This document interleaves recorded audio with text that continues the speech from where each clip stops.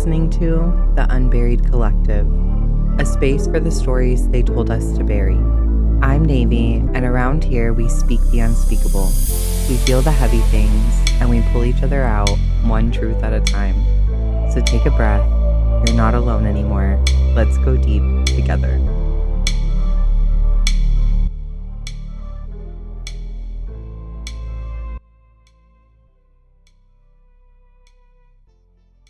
Hey there, welcome back to the Unburied Collective. If you're new here, I'm Navy, and this podcast is my unfiltered healing space. This is where I unpack the stories that I once buried deep to survive, and where we talk about what healing really looks like when you've been through some heavy shit. In my last episode, I shared the concept of the podcast and what you can expect moving forward. Today, we're going in deep, because I want to talk about masking and how I've spent most of my life being whoever I needed to be just to survive. And now at 33, I'm asking myself, who am I without the mask? But before we get into it, here's a quick disclaimer. Everything I share on this podcast is based on my own experiences, healing journey, and therapy. I am not a licensed therapist, and this show is not a substitute for professional mental health care.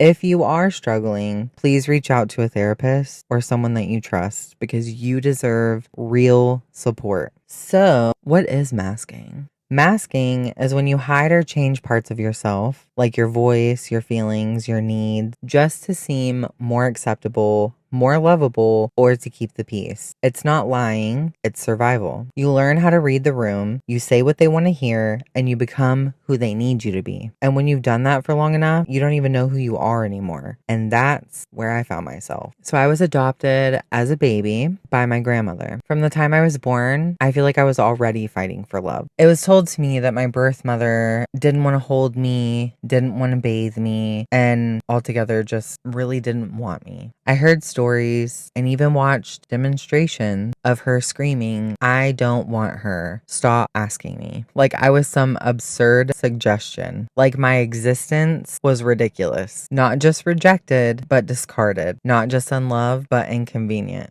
And that does something to you as a child. Meanwhile, the mom who raised me, my grandmother, was always too busy, too stressed, and there was never enough space for me to have feelings. She would often get upset with me and say things like, "Why are you crying?" This includes the times where I was sitting alone in my room crying to myself. The things that would happen to me while she was away, she thought that she took care of, but then left me with those same people to hurt me even worse than they did before. So early on, I learned being seen meant being a burden, and I masked. I chameleoned my way into safety. I could be in a room for 5 minutes and know exactly how to act to be accepted. Not in a manipulative way, but in a starved for love way. I felt like I was always in the way, a burden to my grandma, a responsibility to my aunt, and the reason nobody got to live the life that they wanted. My mom would often say that I wasn't grateful.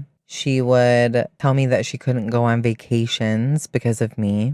She didn't have money because of me. She had to work long hours because of me. She had to get a second job because of me. I was taking all of her time, her money, and her life. Meanwhile, my aunt was 10 years older than me, stuck dragging a child around that wasn't even hers in her teenage years that were supposed to be fun. Everyone around me resented me for a life that I never even asked for, that was given to me by two people who still to this day cannot take accountability. That turned into, how can I be easier to love? I obsessed over my mom because she was the only one that I had. And she had no problem telling me that she was the only one that I have, that no one else wanted me, that she saved me, that I needed to be more grateful. And I really paid attention to her. I listened to her talk about her stories, her life, her dreams, the things that she wanted to do that she never got to. And I felt like I owed that to sit there and listen, even though it just reminded me of how I ruined her life. But in a way, It was like that was me repaying my debt. I was always thinking, how do I make her proud? How can I be less of a burden to her? So I stayed quiet, I played perfect, and I dimmed myself down to be more tolerable. I became so incredibly small that I became her. Her voice was my inner critic, and her judgment lived in my body. I never told anyone what I really felt, what I really liked, what I really wanted to do, because being lovable meant being useful, not being honest. And then when I turned 30 and she told me she regretted adopting me, everything that I had built my identity on completely shattered, and I was left frozen. I had prepared my entire life for her to leave. When I was younger, I remember in school, some of the kids would get checked out, and it was because they had to go to funerals, like for their grandparents. And even though I called her my mom, I knew that she was my grandma. And I used to always ask her, hey, mom, what's going to happen to me if something happens to you? Because I knew that no one else wanted me. The thought of that absolutely terrified me. And because it terrified me so much, I tortured myself for years trying to imagine a life without her so that by the time she left, I would be okay and I would be able to stand on my own 2 feet. And I wholeheartedly believed that I would be okay. I have been independent. I did live on my own. I have been married. I have a child. I do not ask her for help. She always said she would never leave unless God had other plans. She promised me, and I wholeheartedly believed her. This was the ultimate betrayal and the ultimate abandonment. She left, and it wasn't because God had other plans. She left on her own free will, and she didn't just leave. She completely blocked me out of her life. I quickly realized that I had no earthly idea who I was without trying to impress her. And I wasn't just crying anymore. The tears would just pour out of me.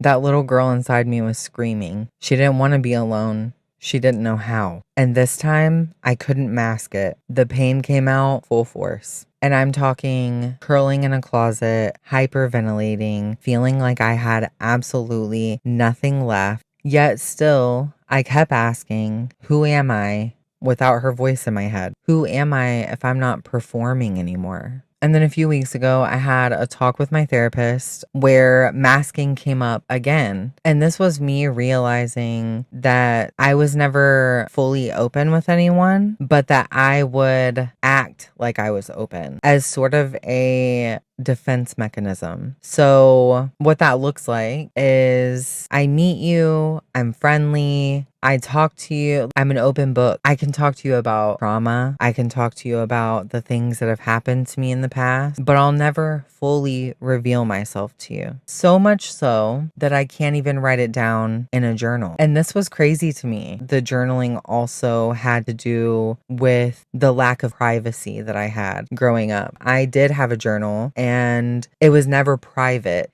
I remember getting in trouble because my aunt would go through my journal and she would tell my mom about it. And it felt like I couldn't release the negative feelings that I had.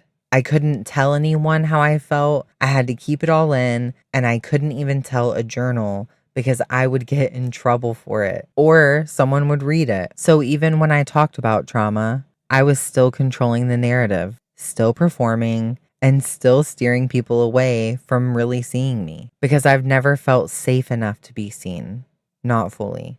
And today, masking really hit me again because I started to think about I'm getting older, right? And I feel like I wasted some of the best years of my life trying to be someone who I wasn't. I didn't get to do the fun things that I wanted to do because I was always trying to be good. So I have a real problem with feeling like I've wasted my life, and for what? And I don't want to feel like that. I don't want to go out of this world feeling like that. And I thought about how I had been performing in many different ways, performing to be who I thought was acceptable to other people based on their personality or how they reacted in certain situations or based on my observation. But if I've been masking for my entire life, trying to earn love from everyone, then it's no wonder that I never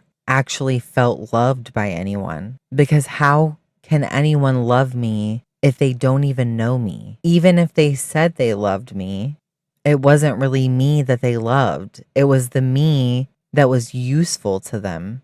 It was the me that I pretended to be so that I would be accepted and loved by them. And that really put things into perspective for me, because I always talk about how I want to be seen. People see such surface level things, and a lot of people are afraid to dig deeper. So I've been told things like, I'm pretty, I'm beautiful, I'm funny, but no one ever actually sees me, the deep parts of me, the part of me that doesn't want to be masked anymore. So if you've ever felt like you had to mask to be loved, if you've ever changed your voice, your story, or yourself just to survive, I want you to know that I see you and I want to hear from you. Share your story with me. You can do it either in the comments, a DM, or through my submission form. If you'd like your story to be on the podcast, it can be anonymous. You can find everything through my link tree, which is in all of my bios across all of my socials. And hey, if you want a little healing support between episodes, I made some pretty cool therapy prompt deck. You can grab one of those through my link tree too. I really want to thank you for being here with me, for sitting through this podcast with me, and for supporting me along this journey, for feeling this with me. I really and truly appreciate you. I'll see you soon. Until then, stay unburied.